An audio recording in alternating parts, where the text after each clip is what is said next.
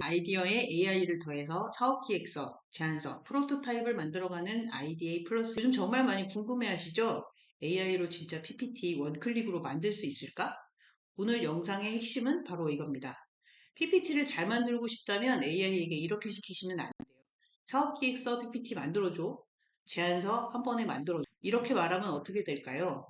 네모 박스 안에 텍스트가 가득 들어간 뜻한 PPT가 나옵니다. 분명 AI로 빠르게 만들기는 했는데 회사에 들고 가면 돈 봐야 되고 제안을 하게 되면 핵심이 뭐냐는 얘기를 듣게 되죠. 오늘은 그래서 AI로 PPT 만드는 두 가지 방법을 말씀드릴 건데요. 첫 번째는 원클릭으로 빠르게 만드는 방법이고요. 두 번째는 실제로 제가 추천드리는 방법입니다. GPT, 제미나이, 클로드, 노트북 LM을 활용해서 각각 팀원처럼 활용하는 방법과 더 설득력 있는 PPT를 만드는 방법을 말씀드릴게요. 자, 지금부터 시작합니다. 자, 그럼 AI로 PPT를 만드는 두 가지 방법입니다. 첫 번째는요, 빠른 워클릭 방식이에요. 두 번째는 AI 협업팀 방식입니다. 먼저 첫 번째, 가장 쉬운 방법입니다. 요즘은 GPT, 제미나이, 클로드에 자료를 넣고 이 내용으로 10장짜리 PPT와 목차, 슬라이드 내용을 만들어줘 라고 하면 꽤 빠르게 초안이 나옵니다. 예를 들면 이런 식이에요. 한번 해볼게요. GPT로 가서 다음과 같이 프롬프트를 씁니다. 나는 법률문서 자동화 서비스를 만들려고 해. 목적을 설명을 해야죠. 정부 지원 사업 발표를 할 거예요. 대상은 누구고 분량은 10장 정도로 만들어줘. 그리고 목차는 문제 정의, 시장 기회, 솔루션, 차별성, 실행 기획 이런 구성으로 만들어줘 라고 보내겠습니다. 프롬프트를 한번 보내볼게요. 한 3분 정도 걸려서 완성을 했어요. 다운로드를 받으실 수 있고요. 내용을 한번 볼까요? 잘 나왔는지. 꽤 잘 만들어줬네요. 가운데에서 좀 잘 봐볼게요. 어, 제목과 목차를 만들어줬고요. 문제 정의. 아까 제가 5개의 목차를 줬잖아요. 각각 한 장으로 만들어 달라는 얘기는 안 했는데 일단 한 장으로 만들어줬습니다. 서비스 시나리오까지 만들어줬고요. 이런 내용들은 GPT가 스스로 기본적인 내용을 바탕으로 해서 만들어주는 경우가 많습니다. 이 경우에 장점은 빠르게 초안을 완성할 수 있다는 점이 참 좋아요. 그래서 단점도 분명합니다. 대부분 결과물이 굉장히 단순하고 간략하게 나오죠. 그리고 뭐 아무것도 없었을 때 초안을 완성을 해서 아이디어를 채워 넣는 데에는 좀 좋지만 작업을 다시 여러 군데 좀 손을 봐야 된다는 좀 단점이 있습니다. 이렇게 하면 나만의 사업 구도나 설득 포인트가 좀 약해지죠. 왜냐하면 AI한테 충분한 맥락을 주지 않았기 때문입니다. 좋은 제안서나 사업 계획서를 만들 때 사람하고 일한다면 사실 어떻게 할까요? 처음부터 디자이너한테 혹은 기획자한테 PPT 만들어 주세요. 이렇게 얘기하지 않겠죠. 스스로 만들어도 하얀 PPT를 켜놓고 그냥 무조건 써내려 나가는 것부터 하지는 않을 겁니다. 먼저 배경 조사를 하죠. 시장을 봅니다. 고객을 분석하는 등 여러 가지 정보 조사를 합니다. 이런 방식으로 진행을 하는 방식을 AI 협업팀 방식이라고 합니다. 첫 번째 GPT한테는 조사를 시킵니다. GPT는 조사를 참 잘해요. 여러 가지 정보들을 모아서 하나의 문서로 만들어주고, 다양한 배경 조사를 하는 일을 잘합니다. 두 번째는 제미나이예요. 제미나이는 굉장히 다량의 문서 중에서 핵심 포인트를 명확하게 잡고 이걸 통해서 전략을 뽑아주는 역할들을 굉장히 잘해요. 세 번째는 문서 작성자예요. 클로드는 액션을 잘해요.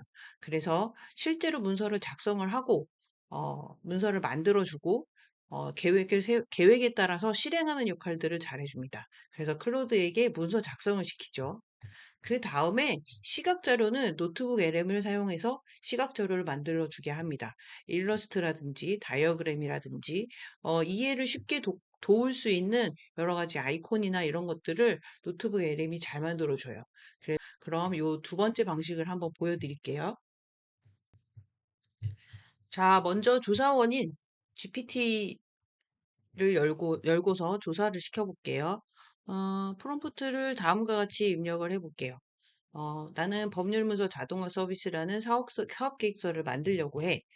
다음을 조사해 주라고 먼저 시킬 거예요. 목적을 명확하게 사실은 얘기를 해줘야 돼요. AI는 내가 기대하는 사항을 맞추기 위해서 정보를 찾아주기 때문에 내가 어떤 상황에서 정보를 찾는지를 명확하게 얘기를 해줘야 됩니다. 사업 계획서를 쓸 건데 거기에 내용이 풍부하게 들어갈 수 있도록 상세하게 내용을 조사해 달라고 프롬프트를 썼어요. 그다음에 듣는 사람이 전혀 관심이 없는 사람도 설득할 수 있게 논리적으로 연결될 수 있도록 근거를 포함해서 문서의 정보를 찾아달라고 얘기를 했어요.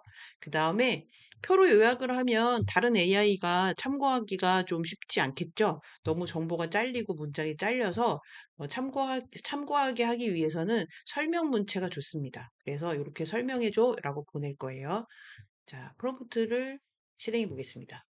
보시면 정부 사업, 사업계획서 문제 정의, 그 시장 분석 내용들을 활용할 수 있도록 사업적 해석을 연결해서 정리해 줬어요.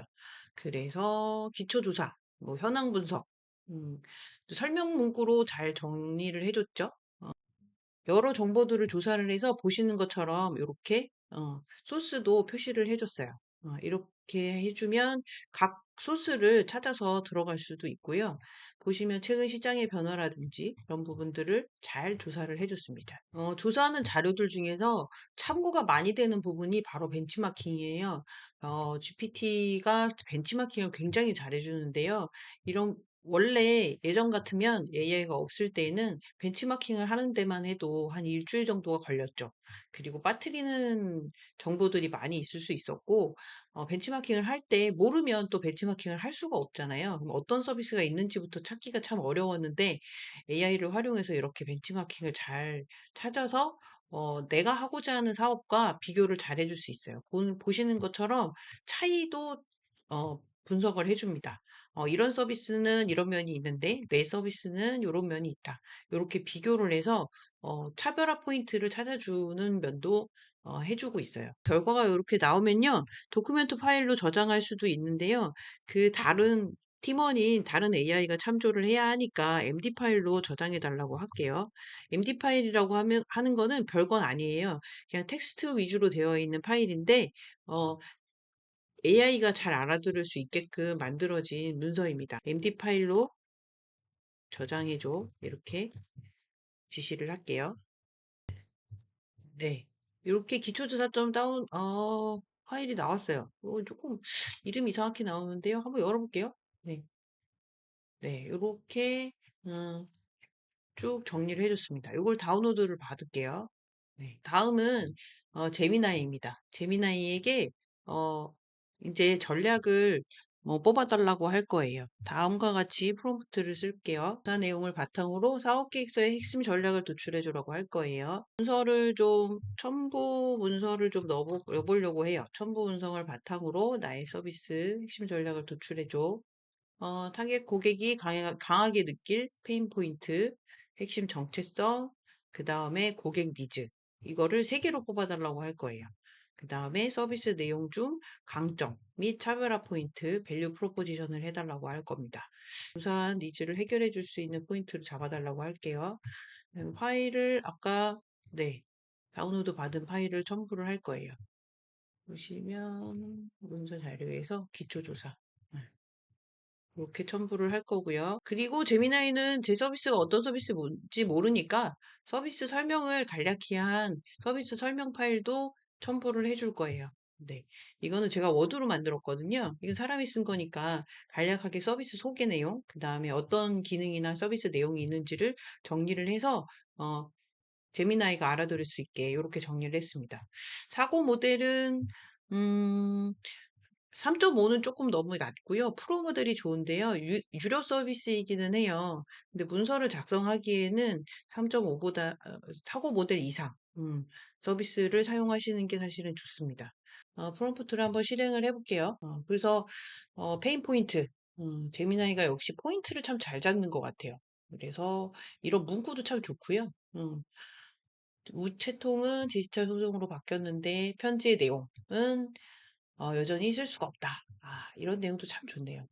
이런 부분에서 아이디어를 잘 얻을 수 있는 것 같아요. 요런 내용을 바탕으로 해서 요거를 다시 또 클로드나 노트북 LM이 참조할 수 있도록 MD 파일로 만들어 줄게요. 이거는 전략.md 파일로 저장해줘. 제미나이는 도큐먼트 문서나 PPT 파일을 잘 못 만드는 경향이 있어요. 그래서 MD 파일로 저장을 좀 해달라고 하는 게 제일 좋고요. 그냥 텍스트로 저장해서 다른 AI가 참조할 수 있게끔 하시는 게 좋습니다. 네, 이렇게 하면 전략적 MD 파일로 저장이 됐어요. 이렇게 해서 열어보면요. 텍스트 파일로 이렇게 저장이 된 걸 볼 수 있고요. 사람은 좀 보기가 편한데 AI는 이런 파일이 훨씬 더 보기가 편한가 봐요. 이렇게 해서 저장을 해줄게요. 다음 팀원은 클로드입니다.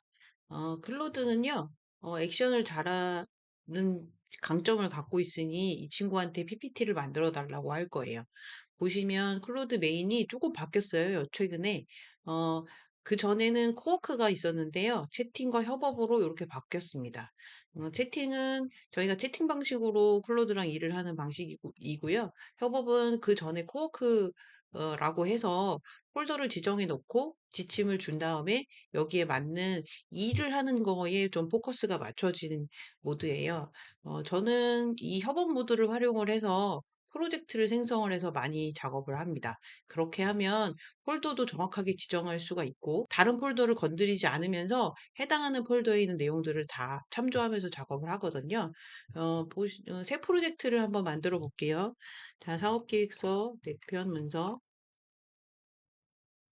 사업계획서 만들기, 작성 이렇게 할까요? 네. 목표나 주제 이런 것들을 좀 주는 게 좋아요. 그래서 어, 정부 지원 사업 계획서를 작성한다. 이렇게 해주고 폴더는 지정을 해줍니다. 다른 폴더를 선택하도록 해볼게요. 내가 지정하는 폴더만 접근을 해서 작업을 하기 때문에 이렇게 지정을 해주시는 게 좋아요. 네, 그런 다음에 허용. 클로드는요, 내 PC에 있는 폴더를 직접 들어가서 작업을 할 수 있어요. 그래서 폴더를 정확하게 지정을 해주시는 게 좋고요. 이렇지 않으면 내 PC를 전체를 다 들어가서 볼 수 있거든요. 그래서 이상한 파일을 삭제를 한다던가 생성을 하게 할 수가 있기 때문에 좀 위험할 수 있어요. 그래서 이 부분을 명확하게 폴더를 지정을 해주시고 그 다음에 이 파일을 변경, 삭제, 공유할 수 있다고 허용을 해줍니다. 그러면 명확하게 그 폴더가 들어갔죠. 네, 들어간 상태에서 지침을 만들어 주는데요. 산출물은 첨부하는 템플릿을 줄 거거든요. 또 하는 템플릿의 스타일과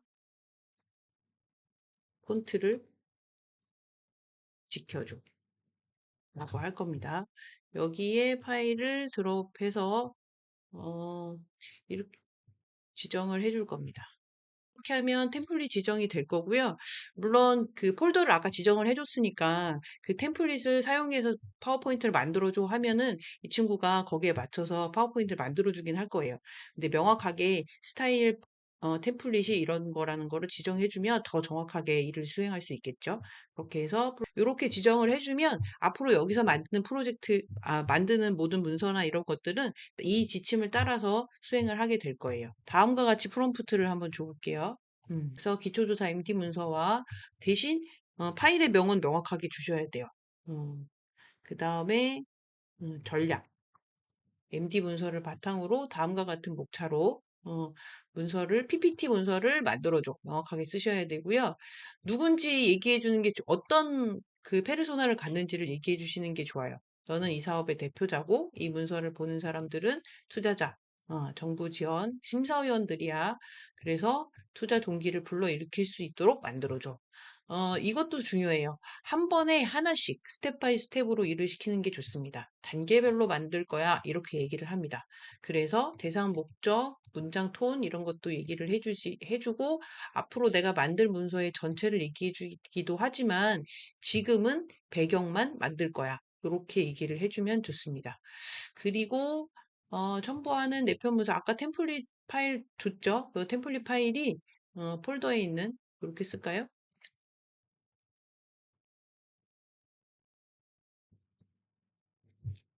템플릿 스타일을 사용해서 배경 분석 좌표를 5장으로 만들어줘. 이렇게 명확하게 얘기하셔야 돼요.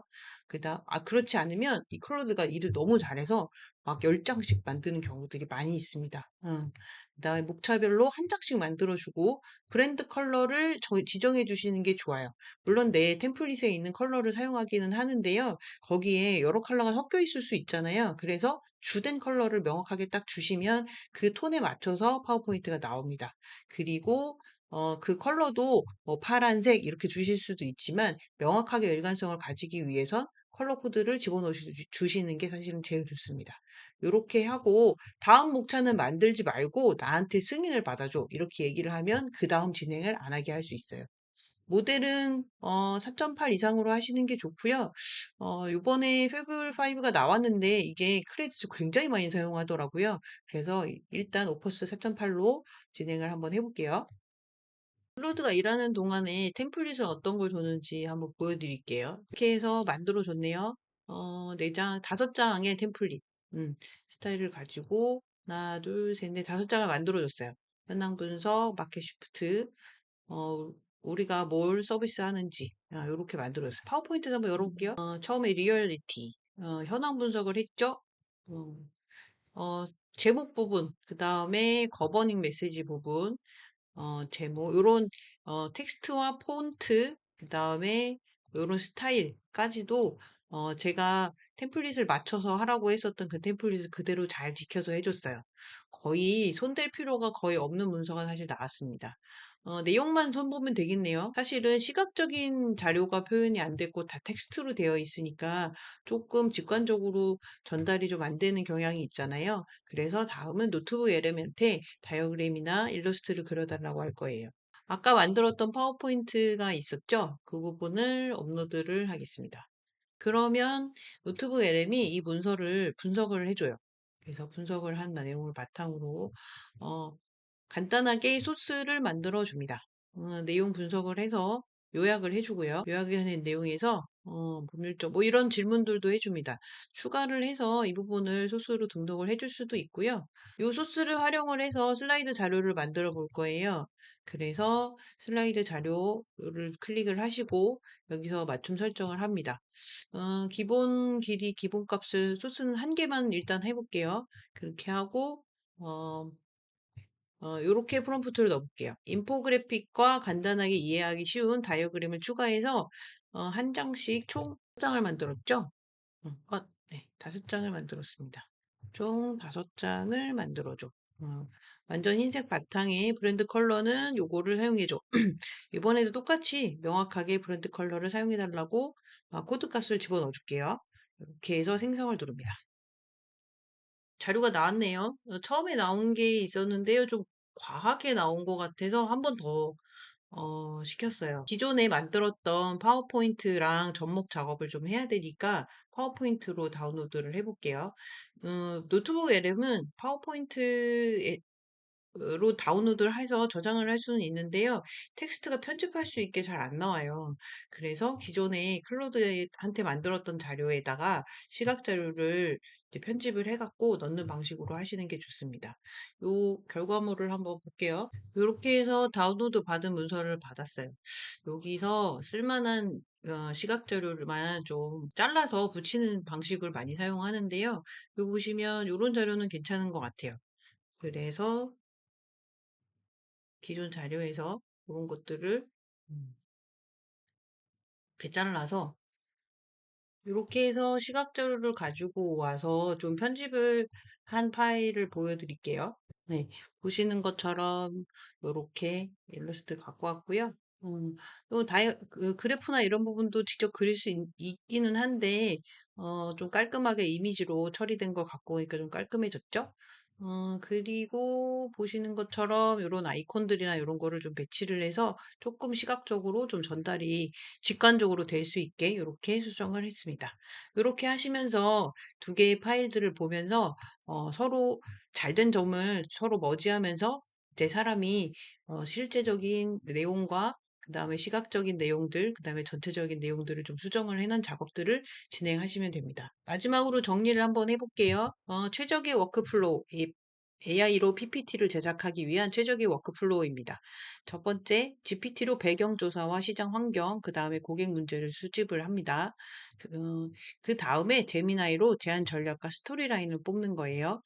그다음에 전략 내용을 문서 초안으로 정리를 시킵니다. 그다음에 다섯 번째, 클로드로 PPT 목차와 슬라이드 구성을 만들도록 합니다. 그다음에 노트북 LM으로 각 장표에 맞는 시각 자료를 설계를 합니다. 마지막으로 사람이 메시지와 디자인을 다듬는 작업을 진행을 합니다. 여기서 중요한 건 마지막이에요. AI가 PPT를 만들어 준다고 해서 사람이 빠지는 게 아닙니다. AI는 빠르게 조사를 하고 기초 데이터를 모아주고 나에게 아이디어를 줄 수 있습니다. 하지만 어떤 메시지를 앞에 두어서 설득력을 높일 것인지, 무엇을 덜어내고 나의 진짜의 강점은 무엇인지는 사람이 판단하는 겁니다. AI는 속도를 높여주는 팀원이고 사람은 방향을 잡는 선장이라고 할 수 있죠. 제가 앞으로 이 채널에서 사업계획서, 투자 제안서, 정부 지원 사업 등 여러 가지 문서들을 AI를 활용을 해서 실제로 결과물을 만드는 과정, 그리고 프로토타입과 MVP까지 만드는 과정들을 하나하나 보여드릴 예정입니다. 다음 영상에서는 템플릿을 가지고 클로드와 캔바 등을 활용을 해서 일관성 있는 문서를 만드는 방법을 여러분들께 말씀을 드릴게요. 오늘 영상 도움이 되셨다면 좋아요와 구독 부탁드립니다. 감사합니다. 여러분의 아이디어에 AI를 더하는 곳 아이디어 플러스였습니다.